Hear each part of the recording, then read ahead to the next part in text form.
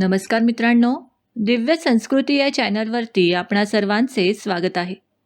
मित्रांनो, कोणताही संत जन्मतः संत नसतो. त्यांच्या आयुष्यात असं काही घडतं जे त्याला सामान्य माणसापासून परमेश्वराचा लाडका भक्त बनवतं. संत तुकाराम महाराजांच्याही आयुष्यात असंच घडलं. ज्या दुःखाने एका माणसाला मोडून टाकलं असतं, त्याच दुःखाने तुकारामांना संत बनवलं. इंद्रायणीच्या काठावर बसलेलं पवित्र देहुगाव. तिथे एक प्रतिष्ठित व्यापारी कुटुंब, वडील बोल्लोबा आंबिले, आई कणकाई हे दोघेही विठ्ठलाचे निस्सीम भक्त.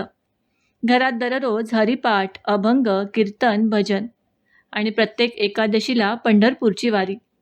याच पवित्र वातावरणात तुकारामांचा जन्म झाला.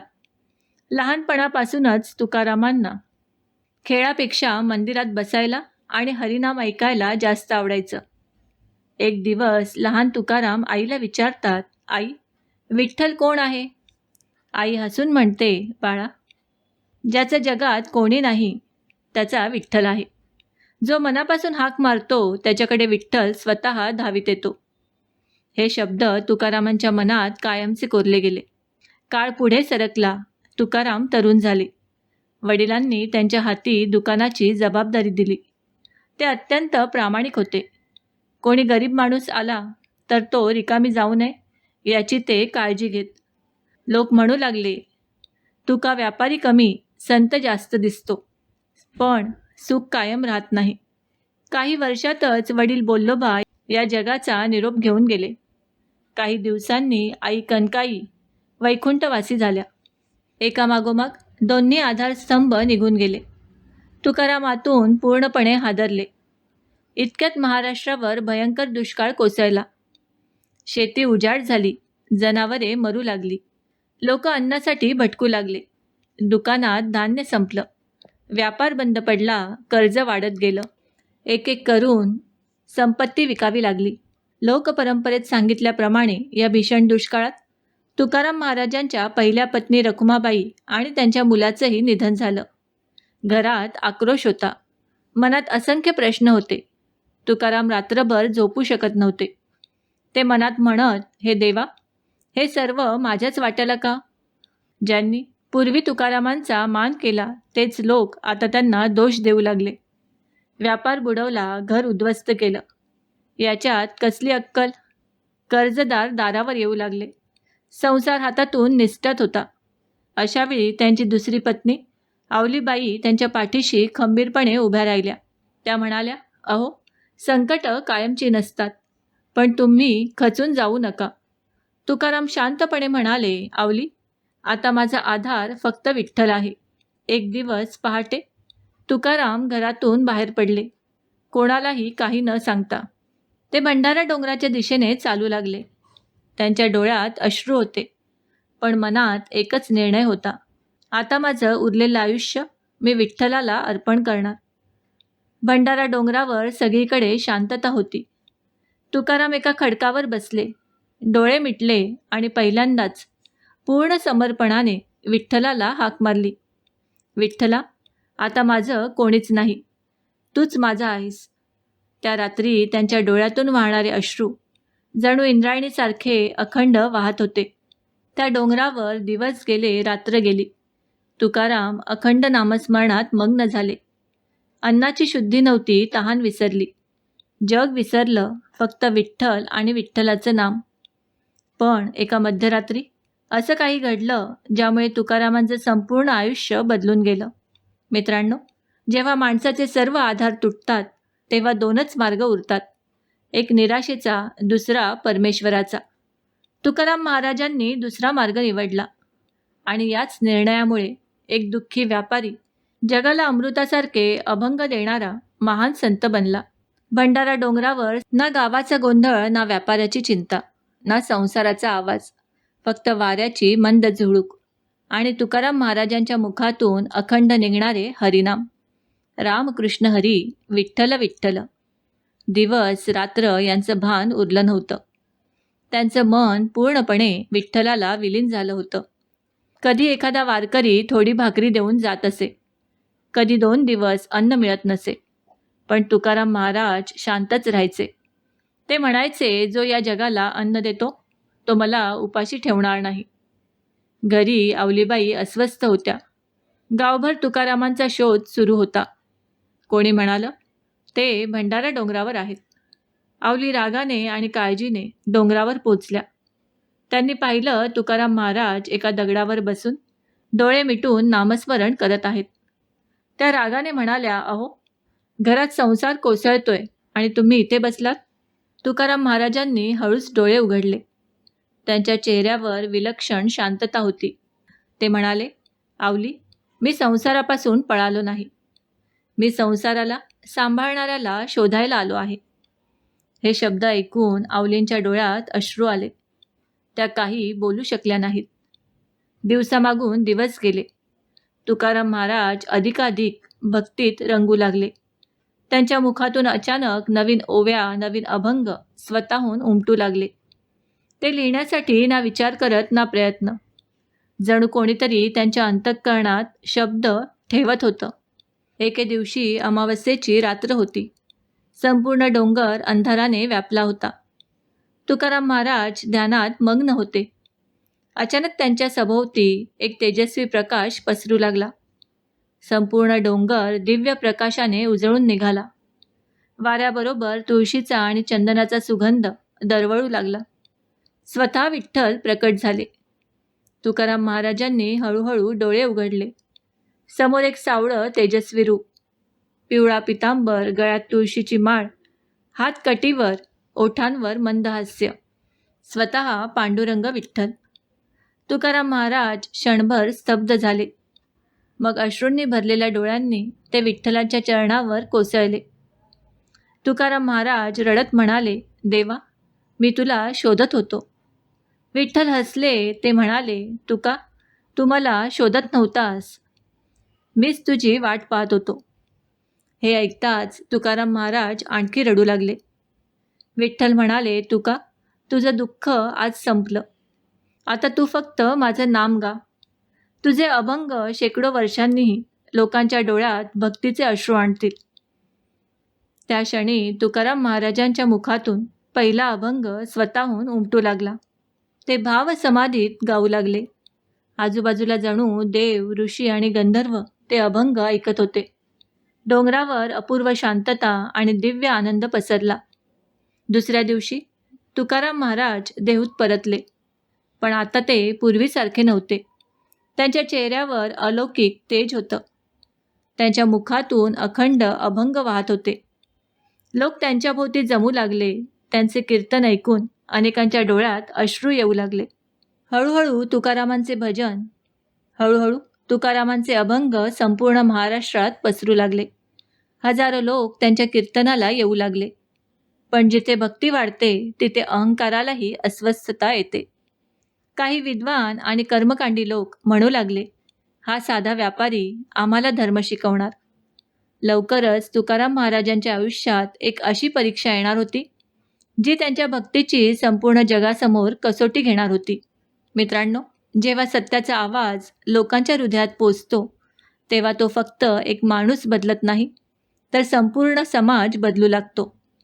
भंडारा डोंगरावर विठ्ठलाच्या कृपेने तुकाराम महाराजांना जे दिव्य ज्ञान प्राप्त झालं ते आता अभंगाच्या रूपाने जनतेपर्यंत पोचू लागलं होतं.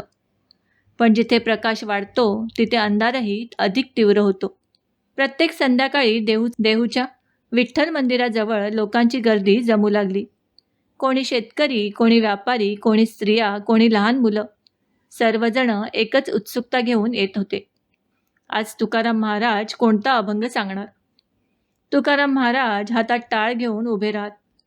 त्यांच्या ओठातून शब्द नव्हेत तर जणू विठ्ठलच बोलत होता. ते म्हणत, देव मंदिरातच नाही, तो प्रत्येक जीवात आहे. भक्ती दाखवायची नसते, जगायची असते. ज्याच्या मनात दया नाही त्याची पूजा देवालाही मान्य नाही. हे शब्द सरळ लोकांच्या हृदयात उतरू लागले. लोकांच्या जीवनात बदल घडू लागला. एक दारुडा दारू सोडून हरिनाम घेऊ लागला. एक सावकार गरिबांची कर्ज माफ करू लागला. घराघरांमध्ये हरिपाठ सुरू झाला. देहू गाव भक्तीने उजळून निघालं. लोक म्हणू लागले, तुकाराम महाराजांचे अभंग हे विठ्ठलाचे वचन आहे. सुरुवातीला तुकाराम महाराजांच्या भक्तीत आवलीबाईंना राग यायचा. त्यांना संसाराची काळजी वाटायची. पण आता त्या स्वतः पाहत होत्या की तुकारामांच्या कीर्तनामुळे अनेकांच्या आयुष्यात शांती आली आहे. एक दिवस आवली म्हणाल्या, अहो, मी आधी तुमच्यावर रागवायचे, पण आता कळतंय तुमचं काम फक्त आपल्या घरासाठी नाही तर संपूर्ण समाजासाठी आहे. तुकाराम महाराज फक्त हसले. देहूपासून आळंदी, पुणे, चाकण आणि आसपासच्या गावातही तुकाराम महाराजांची कीर्ती पसरली. लोक दूरदूरून त्यांचे कीर्तन ऐकायला येऊ लागले. त्यांच्या अभंगांच्या प्रती हाताने लिहून एकमेकांना दिल्या जाऊ लागल्या. पण सर्वांनाच हे आवडलं नाही.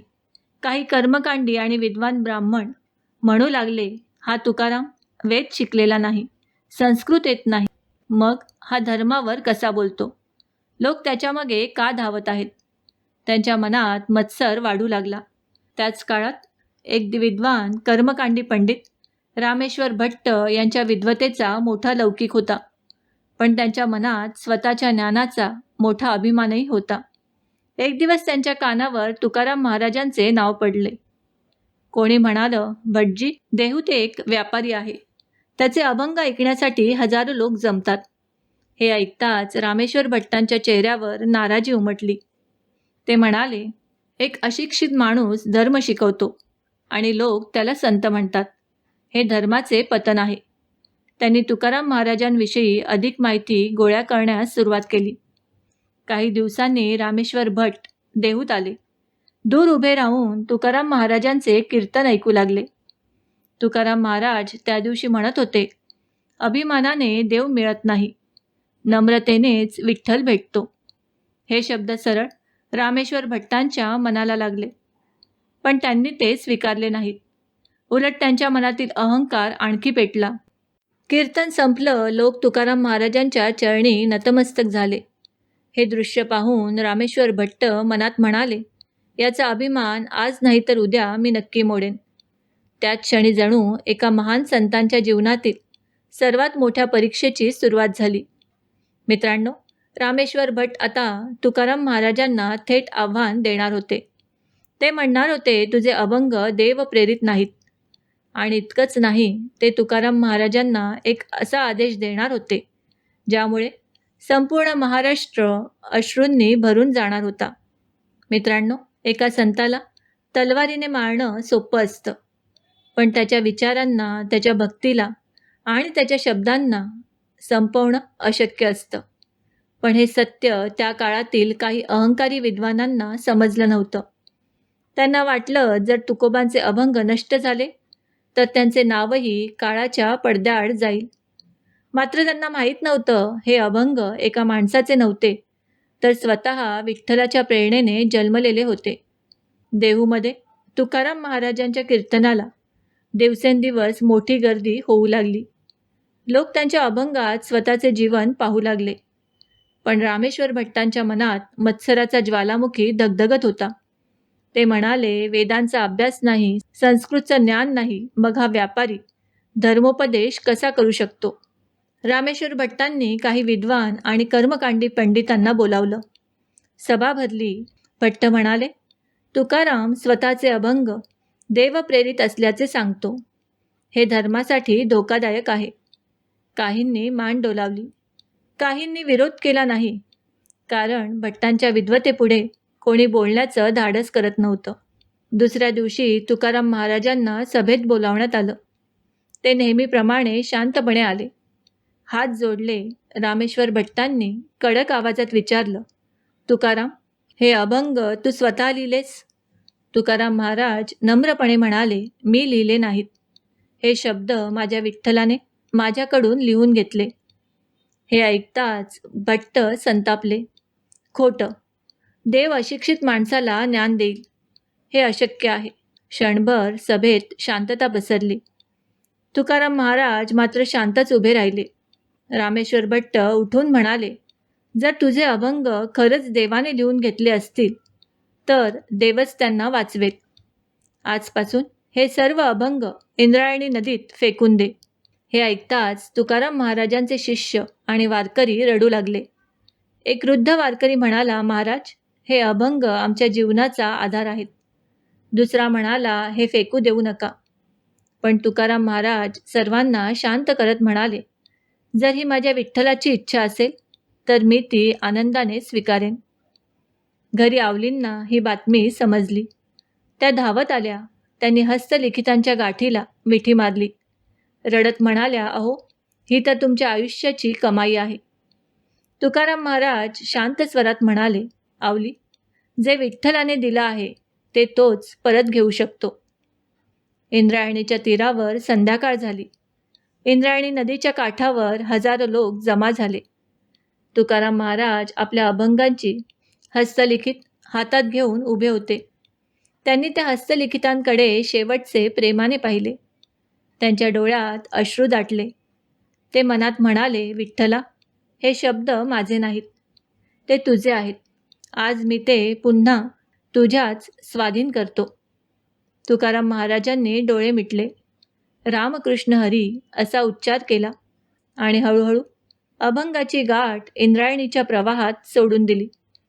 पाण्यावरती गाठ तरंगत राहिली.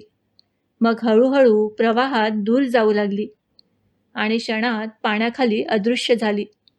संपूर्ण देहूगाव रडला. त्या क्षणी एकही डोळा कोरडा नव्हता. आवली रडत होत्या, वारकरी रडत होते, गावकरी रडत होते, पण तुकाराम महाराज शांतपणे इंद्रायणीकडे पाहत उभे होते. त्यांच्या डोळ्यात दुःख होतं, पण देवावरचा विश्वास तसूभरही डळमळला नव्हता. त्या रात्री तुकाराम महाराजांनी अन्नपाणी सोडलं. ते इंद्रायणीच्या काठावर एका दगडावर बसले आणि एकच प्रार्थना करू लागले, विठ्ठला, जर हे अभंग माझ्या बुद्धीचे असतील तर ते कायमचे वाहून जाऊ दे. पण जर ते तुझ्या कृपेने जन्मले असतील तर त्यांचा मान तूच राख. हे बोलताना त्यांच्या डोळ्यातून अश्रू इंद्रायणीच्या पाण्यात मिसळत होते. त्या दिवसापासून तुकाराम महाराजांनी अन्नाचा त्याग केला, पाण्याचाही त्याग केला. त्यांच्या मुखी फक्त हरिनाम, रामकृष्ण हरी, विठ्ठल विठ्ठल. दिवस रात्र त्याच दगडावर ते बसून राहिले. आवलीबाई रोज त्यांच्यासाठी भाकरी घेऊन येत.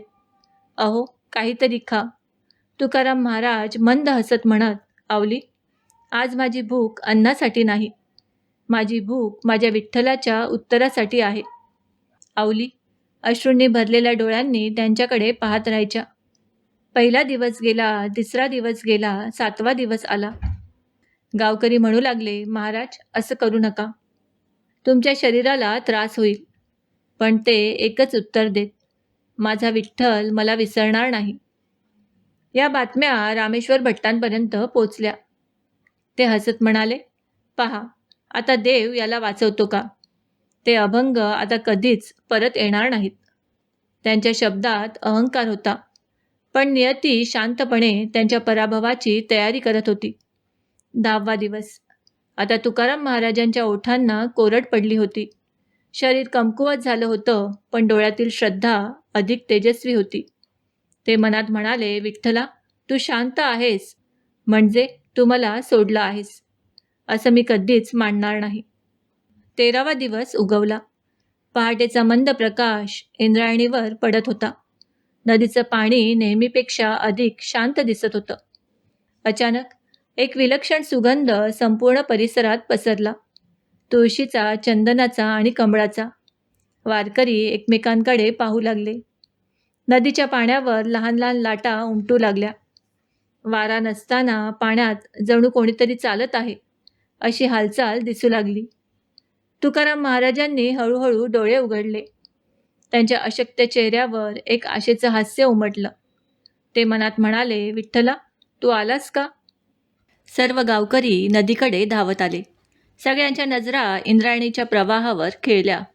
पाण्याच्या मध्यभागी काहीतरी हळूहळू वर येत होतं. कोणी म्हणालं, ते काय आहे? कोणी म्हणालं, एखादी लाकडाची गाठ असेल. पण तुकाराम महाराज डोळ्यात अश्रू घेऊन फक्त विठ्ठलाचे नाम घेत होते. मित्रांनो, देव उशीर करतो, पण अंधार कायमचा ठेवत नाही. भक्ताच्या डोळ्यात जेव्हा शेवटचा अश्रू उरतो, तेव्हाच देव आपला चमत्कार घडवतो. 13 दिवस तुकाराम महाराज उपाशी बसले होते. संपूर्ण देहू अश्रूंमध्ये भिजला होता. आणि आता इंद्रायणीच्या लाटांमध्ये एक अद्भुत रहस्य हळूहळू उलगडत होतं. पहाटेचा सूर्य नदीवर सोनेरी किरणं टाकत होता. सर्व गावकरी श्वास रोखून पाण्याकडे पाहत होते. अचानक नदीच्या मध्यभागातून एक गाठ हळूहळू तरंगू लागली. ती प्रवाहाच्या विरुद्ध दिशेने किनाऱ्याकडे येत होती. हे दृश्य पाहून सर्वजण आश्चर्यचकित झाले. तुकाराम महाराज कष्टाने उठले. त्यांच्या शरीरात शक्ती उरली नव्हती, पण डोळ्यात आशेचा दिवा पुन्हा पेटला. ते थरथरत्या आवाजात म्हणाले, विठ्ठला, ही तुझीच कृपा आहे का? गाठ हळूहळू किनाऱ्यावर आली. वारकऱ्यांनी ती अत्यंत आदराने उचलली.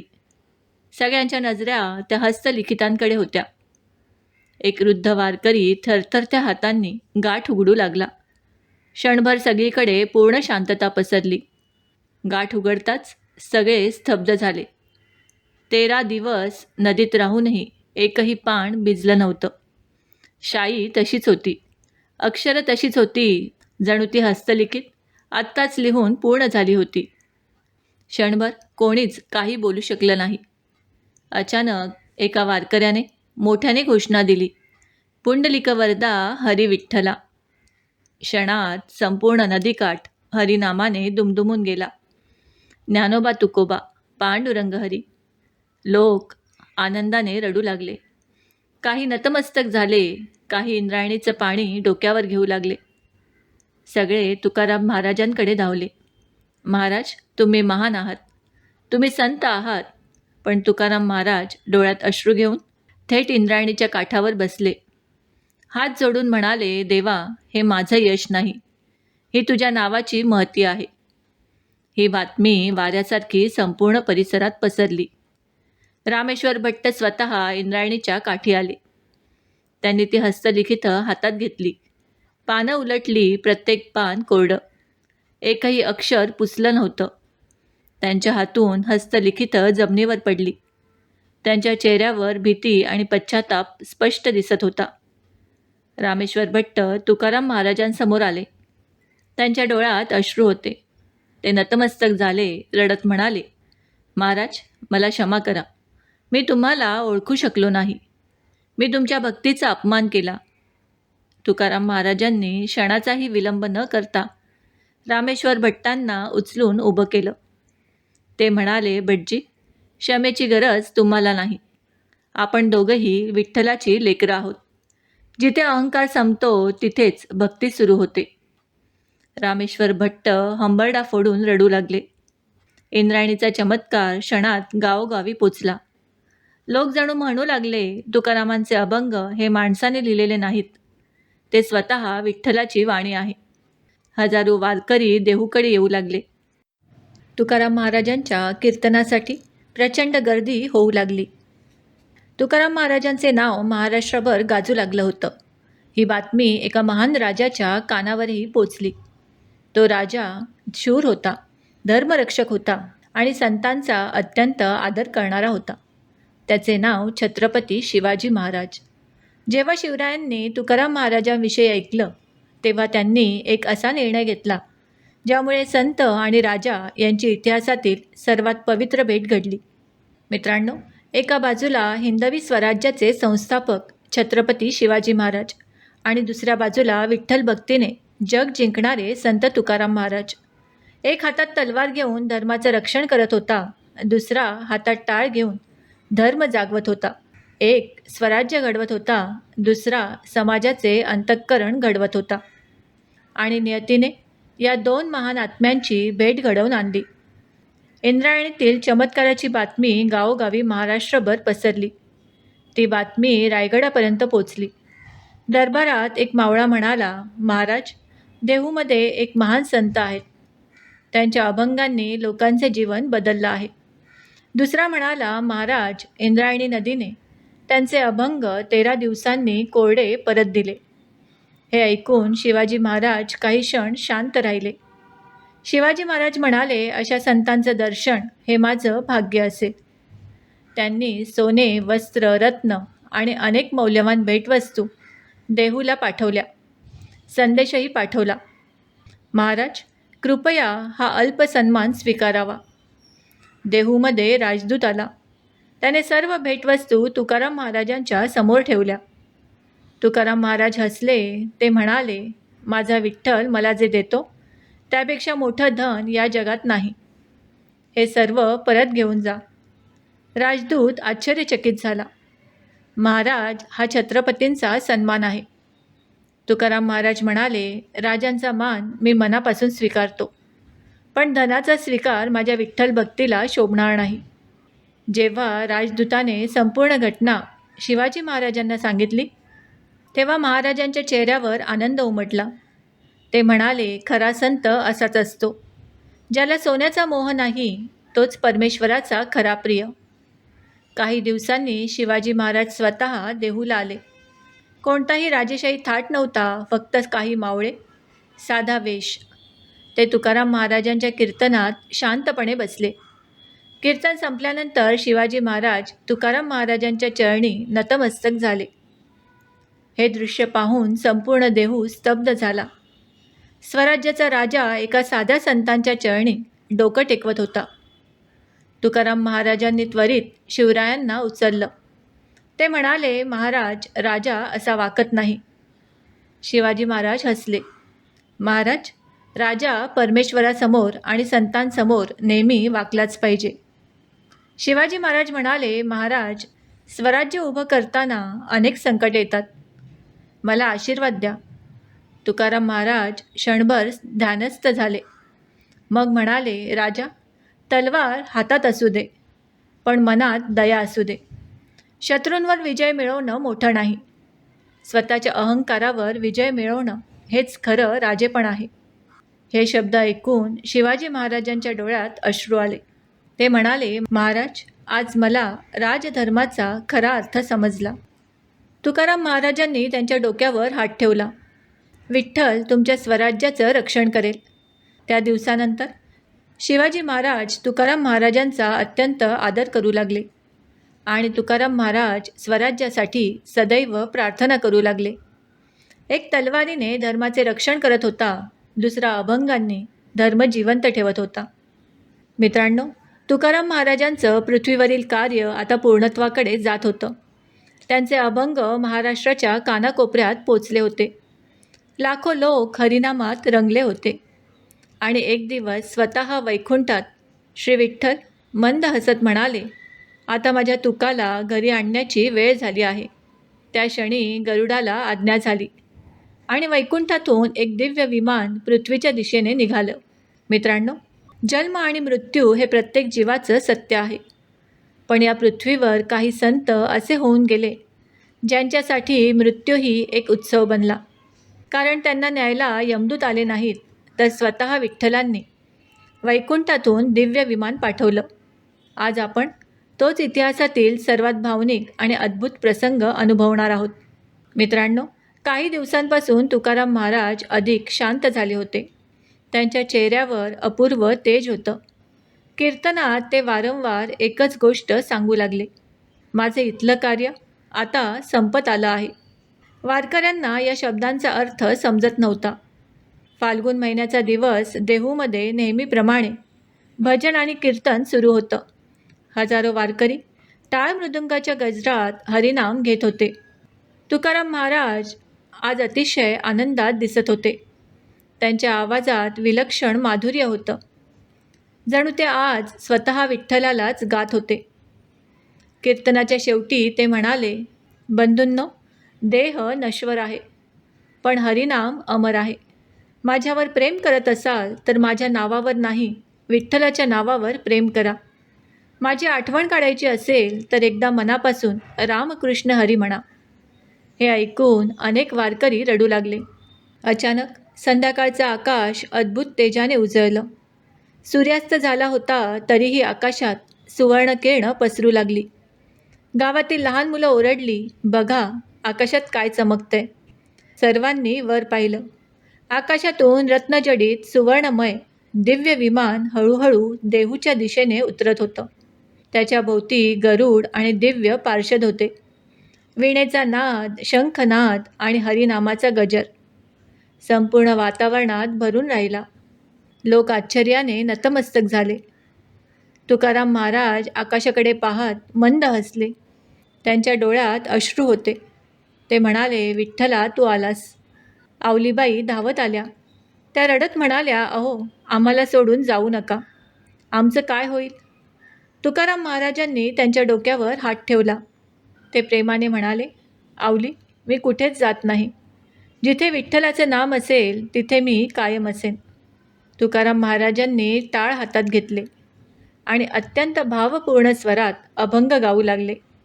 संपूर्ण देहू त्यांच्यासोबत हरिनामात रंगून गेला. अनेकांच्या डोळ्यातून अश्रूंचा पूर वाहत होता. कीर्तन संपलं. तुकाराम महाराज हात जोडून सर्वांना नमस्कार केला. मग त्या दिव्य विमानाच्या दिशेने चालू लागले. सगळे रडत होते, महाराज जाऊ नका. पण तुकाराम महाराज फक्त हसत होते.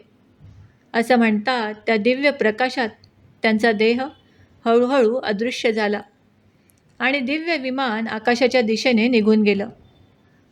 विमान दृष्टीआड झालं. संपूर्ण देहू निशब्द झाला. कोणी बोलत नव्हतं. फक्त सर्वांच्या मुखी एकच नाम होतं, राम कृष्ण हरी.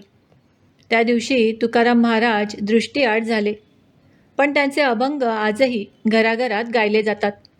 त्यांचं नाव आजही वारकऱ्यांच्या मुखी आहे आणि विठ्ठल भक्तीचा तो अखंड प्रवाह आजही इंद्रायणीसारखाच वाहत आहे. मित्रांनो, एका संताचा प्रवास आज आपल्या डोळ्यांसमोर पूर्ण झाला. पण खरंच तो संपला का? नाही. संत कधीच संपत नाहीत. त्यांचा देह पंचमहाभूतात विलीन होतो. पण त्यांचे विचार, त्यांची भक्ती आणि त्यांचे नाम शतकानुशतकं लोकांच्या हृदयात जिवंत राहतं. आज तुकाराम महाराज आपल्या देहरूपाने नसले तरी त्यांचा प्रत्येक अभंग, प्रत्येक वारकरी आणि प्रत्येक रामकृष्ण हरी यात ते आजही जिवंत आहेत. तुकाराम महाराजांच्या सदेह वैकुंठ गमनानंतर संपूर्ण देहूगाव शोकमग्न झालं. आवलीबाई अश्रूंनी व्याकुळ झाल्या. वारकरी एकमेकांना मिठी मारून रडत होते. मंदिरात टाळ मृदुंग शांत झाले. कीर्तनाचा आवाज थांबला. पण त्या शांततेतही एक अद्भुत अनुभूती होती. जणू तुकाराम महाराज अजूनही संपूर्ण गावात वावरत होते.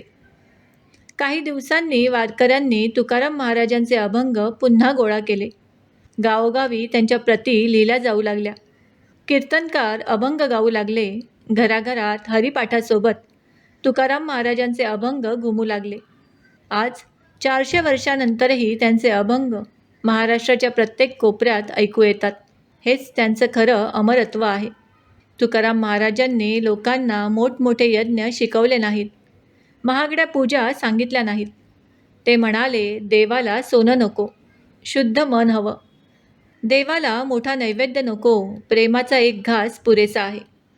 देवाला अहंकार नको, नम्रता हवी. याच शिकवणीवर वारकरी संप्रदाय आजही उभा आहे. दरवर्षी आषाढी आणि कार्तिकी वारीत लाखो वारकरी देहूपासून पंढरपूरकडे चालत जातात. त्यांच्या ओठांवर एकच गजर असतो, ज्ञानोबा तुकोबा. या एका घोषणेत 400 वर्षांची भक्ती, श्रद्धा आणि तुकाराम महाराजांचे अमर अस्तित्व जिवंत आहे. मित्रांनो, आज तुकाराम महाराज आपल्यासमोर उभे राहिले असते तर कदाचित इतकंच म्हणाले असते, माणसांवर प्रेम करा, आईवडिलांची सेवा करा, कधीही खोटं बोलू नका, दुसऱ्याला दुःख देऊ नका आणि दररोज किमान एकदा मनापासून विठ्ठल विठ्ठल म्हणा. मित्रांनो, आपण मोठं घर बांधू शकतो, मोठी संपत्ती कमावू शकतो, मोठं नाव मिळवू शकतो, पण हे सर्व इथेच राहणार आहे. आपल्यासोबत फक्त आपली कर्म आणि आपल्या मुखातील भगवंतांचं नाम जाणार आहे. तुकाराम महाराजांनी हेच आयुष्यभर शिकवलं. मित्रांनो, संत तुकाराम महाराजांची कथा ही फक्त एका संताची कथा नाही. ती दुःखातून भक्तीपर्यंत, अहंकारातून नम्रतेपर्यंत आणि माणसापासून परमेश्वरापर्यंतच्या प्रवासाची कथा आहे. ही कथा आपल्या जीवनात एक छोटासा बदल घडवू शकली तर यापेक्षा मोठं भाग्य आणखी कोणतं. जर तुम्हालाही संत तुकाराम महाराजांवर श्रद्धा असेल तर कमेंटमध्ये नक्की लिहा, ज्ञानोबा तुकोबा. आणि रामकृष्ण हरी हा मंत्र लिहून भगवंतांच्या चरणी आपली भक्ती अर्पण करा.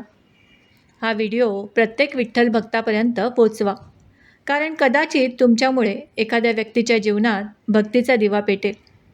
श्री विठ्ठल रखुमाई महाराज की जय. ज्ञानोबा माऊली तुकाराम. पांडुरंग हरी विठ्ठल हरी.